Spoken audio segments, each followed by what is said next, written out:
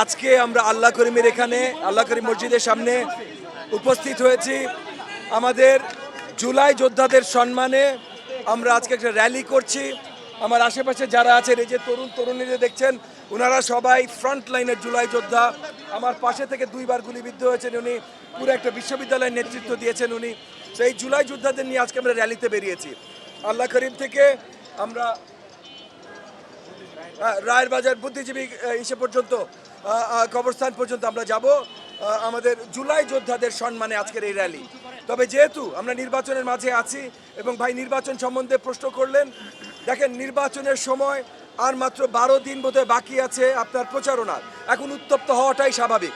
তবে মামুনুল আমার নামে কি কমপ্লেন করেছে, এটা মিথ্যার বাইরে সত্য কিছু খুঁজে পাওয়ার মতো আমি মনে করি না কিছু আছে। কারণ মামুনুল অনেকগুলো মানে একদম শুরু থেকে অনেক আচরণবিধি লঙ্ঘন করেছে, সেগুলো আমি উত্থাপন করেছি এবং মামুনুলের টিমকেও আমি জানিয়েছি। শুধু আপনাদের সামনে যে বলেছি তা না, কিন্তু আপনাদের সামনে বলার আগে আমি মামুনের টিমকে জানিয়েছি যে যদি ভুলবশত হয়ে থাকে তাহলে তারা ঠিক করবে। তারা ঠিক করে নাই এবং আমি বুঝতে পারছি ভাই, মামুনুল তো কখনো রাজনীতি করেনি।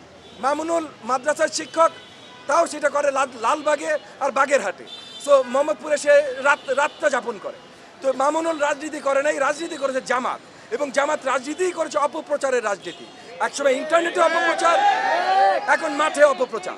সো যেহেতু মামুনুল জামাতের সাথে আছে এবং জামাতের রাজনীতি অপপ্রচারের রাজনীতি, তো এখন মামুনুল অপপ্রচারে বেরিয়ে গেছে। এইটা নিয়ে খুব বেশি লম্বা আলোচনা করার মতো কিছু আছে বলে আমি মনে করি।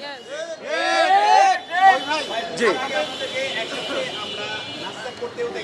জি জি জি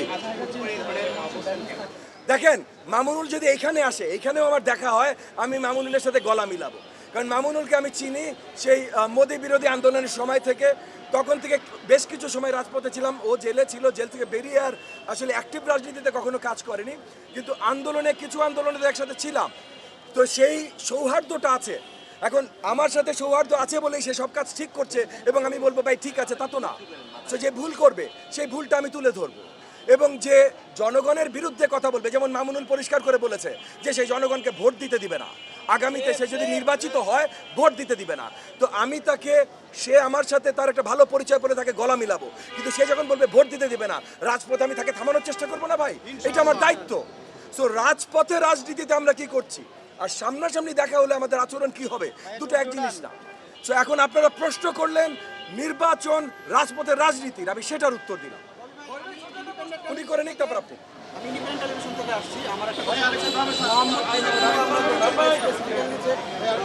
অনেক বেশি আমরা মিশর ব্যাংকের একটা দৌরাত্ম রয়েছে, জি চিন্তাই জি জি জি জি এইগুলো কমাতে আসলে আপনার পরিকল্পনা রয়েছে।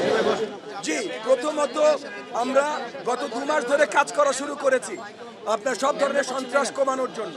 আমরা অনেকগুলো জায়গায় সিসিটিভি ক্যামেরা লাগিয়েছি, অ্যাপ বানিয়ে এলাকাবাসীর সাথে ধরিয়ে দিয়েছি, পুলিশের সাথে কানেক্ট করে দিয়েছি। পুলিশের ওই অ্যাপের মাধ্যমে ওই সিসিটিভি ক্যামেরা ফুটেজ দেখে পুলিশ টহল বাড়িয়েছে। এবং গত 2 মাসে কিন্তু আপনারা খবর নেবেন থানাগুলোতে, কিশোর গ্যাংয়ের অনেক আপনার মেম্বাররা ধরা পড়েছে আমাদের এই সহযোগিতার জন্য। এবং এলাকায় এলাকায় আমরা আপনার কমিউনিটি হাব তৈরি করতে চেষ্টা করছি, যারাও নিয়ন্ত্রণ রাখতে চেষ্টা করবে। সো আমরা আমাদের মতো কিন্তু ইতিমধ্যে কাজ করছি। সরকার পরিচালনার দায়িত্বে আসলে মাদক ব্যবসায় আমরা কমপ্লিট জিরো টলারেন্স নিয়ে আসবো। কোনো ধরনের মাদক ব্যবসা এখানে হইতে দিব না। আমরা সব ধরনের আপনার চাঁদাবাজি বন্ধ করে দেবো। এই যে রাস্তা বন্ধ করে চাঁদাবাজি, ব্যবসাবাদীর কাছে চাঁদাবাজি, কারণ চাঁদাবাজি হয় রাজনৈতিক পৃষ্ঠপোষকতায়। সো রাজনৈতিক পৃষ্ঠপোষকতা চাঁদাবাজি আমরা পুরোপুরি 100% বন্ধ করে দেবো এলাকায়। সো আমরা বিশ্বাস করি যে জনগণ যদি তাদের মূল্যবান ভোটটি ধানের শীষ মার্কায় প্রদান করে আমাদেরকে নিয়ে আসে, তাহলে এই এলাকায় সন্ত্রাস একদম নির্মূল বা নির্মূলের কাছাকাছি হয়ে যাবে ইনশাআল্লাহ।